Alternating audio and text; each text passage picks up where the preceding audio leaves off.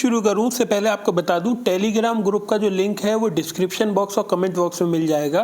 तो LT grade की GS और जीआईसी प्रवक्ता की जीएस की जो चीज़ें हैं मटेरियल है वो मुझ पे छोड़ दीजिएगा, बाकी आप अपना सब्जेक्ट देखिएगा। तो चलिए वीडियो को शुरू करते हैं। सबसे पहले एलटी जीआईसी में कुछ चीज़ों में बदलाव किया जा रहा है। शासन के द्वारा एक विशेष कमेटी बनाई गई है जो इन सभी चीज़ों को विचार करेगी। कहने का मतलब है कि एज इट इज़ कॉपी करी जाएंगी जो सेंट्रल की चीज़ें होती हैं उसी को। जैसे आप सुनते होंगे 3% डीए सेंट्रल ने बढ़ाया तो 3% डीए उत्तर प्रदेश सरकार ने बढ़ाया। आज से 2 महीने पहले मैंने आपको एक वीडियो बनाकर दी थी जिसमें मैंने आपको बताया था कि सीटेट का फॉर्म याद से भर दीजिएगा, क्योंकि आने वाले कुछ दिनों में आप देखेंगे कि जो सीटेट जैसे मांगते हैं किसी भर्ती में सेंट्रल की, उसी प्रकार से यूपी टेट मांगा जाएगा या सीटेट मांगा जाएगा। उस टाइम पर आप सब लोगों ने कहा कि आप पागल बना रहे हैं, ऐसा कुछ नहीं होगा, आपने बातों को टाल दिया। लेकिन फिर भी मैंने कहा था कि अगर आप मुझ पर विश्वास करते हो तो ये फॉर्म भर दीजिएगा सीटेट का। अब दरअसल बात क्या हो रही है, सामने दिक्कत आ रही है। अब ये है आज ही के न्यूज़पेपर में हाई पावर कमेटी अहर्ता के विवाद को सुलझाएगी। ये सब चीज़ें तो हैं, इसमें क्या क्या चीज़ें हैं महत्वपूर्ण आप ये भी देख लीजिए। रिक्त पदों की संख्या जो है प्रधानाचार्य की 342, प्रवक्ता की 1986 और एलटी ग्रेड की 7006 भर्ती है। अब ये देखिए सबसे महत्वपूर्ण चीज़, एनसीटी मानकों के अनुसार होगी अहर्ता।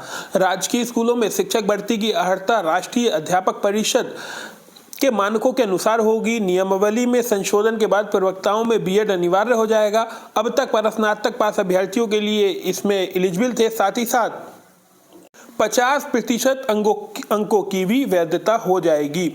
अब इसमें बड़ा बदलाव ये होने वाला है, जो एलटी जीआईसी आती है उसमें बीएड को एलिजिबल किया जाए। कहने का मतलब है बीएड पास स्टूडेंट ही उसमें आवेदन कर सकते हैं। केवल जो पीजी हैं वो अब केवल नेट के लिए ही उम्मीदवार रह जाएंगे। और अगली लगभग जब भर्ती आएगी टीजीटी पीजीटी की, तो लगभग मान के चलिए अगर जीआईसी में पीजीटी में बीएड हो गया, जीआईसी प्रवक्ता में अगर बीएड हो गया, तो अगली जो भर्ती आएगी टीजीटी पीजीटी में मान के चलिए 100% उसमें हो जाएगा।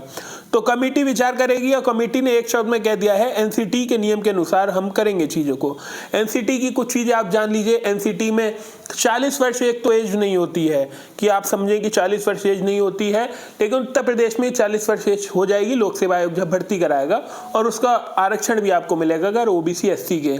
सबसे बड़ी बात है अगर एलटी ग्रेड की बात करें सेंट्रल की, तो उसमें टीजीटी, उसमें सीटेट क्वालिफाई होने चाहिए, आप सीटेट क्वालिफाई होने चाहिए, ये बात है। साइंस वाले हैं तो साइंस स्ट्रीम से, आर्ट वाले हैं तो आर्ट स्ट्रीम से, लेकिन एलटी ग्रेड में तो ऐसा नहीं होता था। तो क्या ये सब चीज़ें सीटेट लागू हो जाएगा क्या? उसमें भी मैथ रीजनिंग, अभी आप अगर उसका सिलेबस देखेंगे, अपने एलटी ग्रेड में क्या सिलेबस है, 30 क्वेश्चन जीएस के हैं और बाकी 120 क्वेश्चन सब्जेक्ट के हैं। अब अगर केवीएस की तरह, एनवीएस की तरह इन्होंने पेपर छापने शुरू करिए, वही बात ये जो कह रहे हैं कि उसी की तरह हम रखेंगे, तो आपको रीजनिंग भी पढ़नी पड़ेगी, तो आपको हिंदी भी पढ़नी पड़ेगी, इंग्लिश भी पढ़नी पड़ेगी, कंप्यूटर भी पढ़ना पड़ेगा, सीडीपी भी पढ़नी पड़ेगी, और 1-2 चीज़ें और भी आपको पढ़नी पड़ेंगी फर्स्ट पेपर में। फिर होगा सेकंड पेपर आपका सब्जेक्ट का, और उसके बाद पेपर होगा, जब ये 2 पेपर हो जाएंगे आपके, उसके बाद होगा आपका इंटरव्यू। अभी हमारे एलटी ग्रेड में क्या है, एलटी ग्रेड में क्या है, कुल मिलाकर कुछ नहीं है। 30 की जीएस पढ़ो, 120 का सब्जेक्ट पढ़ो, 150 में से कुल मिलाकर 90 नंबर लिया हो, 90-95 पास हो के आराम से भर्ती में लग जाओ। लेकिन अगर ये चीज़ें हो गई तो फिर थोड़ी सी दिक्कत आपको होगी। लेकिन फिलहाल ये चीज़ें हो सकती हैं, होने को हो सकता है, लेकिन फिलहाल प्री और मेंस की व्यवस्था एलटी में हो सकती है, ये जानकारी पूरी है।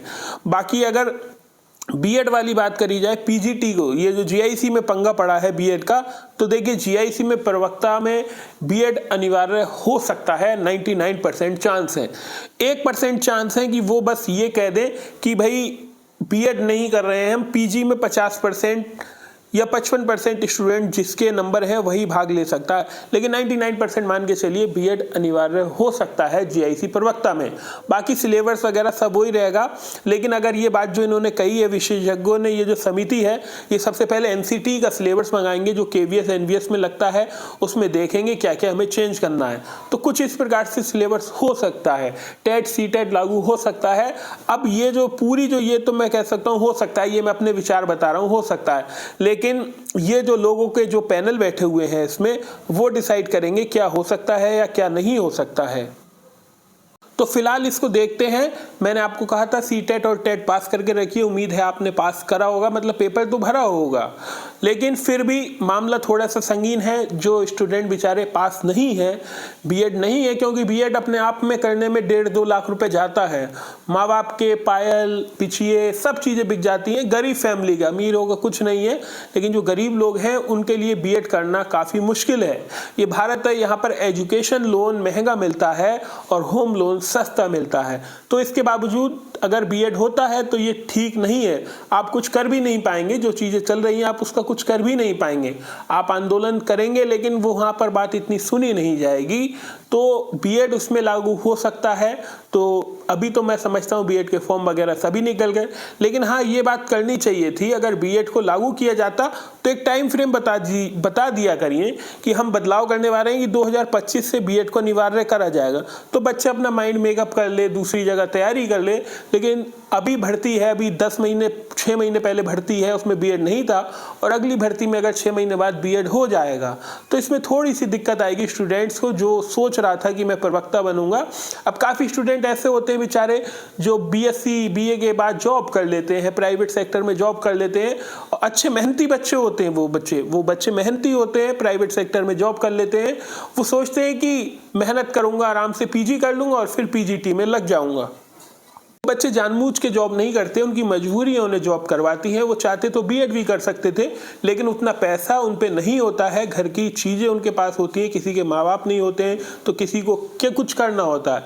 तो उन बच्चों के लिए दरअसल ये बात ठीक नहीं रहेगी, जो बेचारे बच्चे बीएससी बीए करके वो बच्चे पढ़ने में तो वाकई में तेज थे, लेकिन उनकी मजबूरियों से वो आगे नहीं पढ़ पाए, और उसके बाद जब बीएड लागू होगा तो फिर ये थोड़ा उन्हें ज़रूर बुरा लगेगा। बाकी बहुत सारे स्टूडेंट बीएड पास हैं तो उनके लिए अच्छी खबर है, कंपटीशन कम हो जाएगा। जहां पहले 5 लाख फॉर्म आते थे बीएड के, जब बीएड नहीं था, तो अब केवल 2.5 लाख ही आवेदन आएंगे। फिलहाल वीडियो को यहीं खत्म करते हैं। जीआईसी एलटी ग्रेड की जीएस के लिए आप जुड़ जाइएगा टेलीग्राम ग्रुप से, जो भी अपडेट होगी वहां पर आपको देंगे।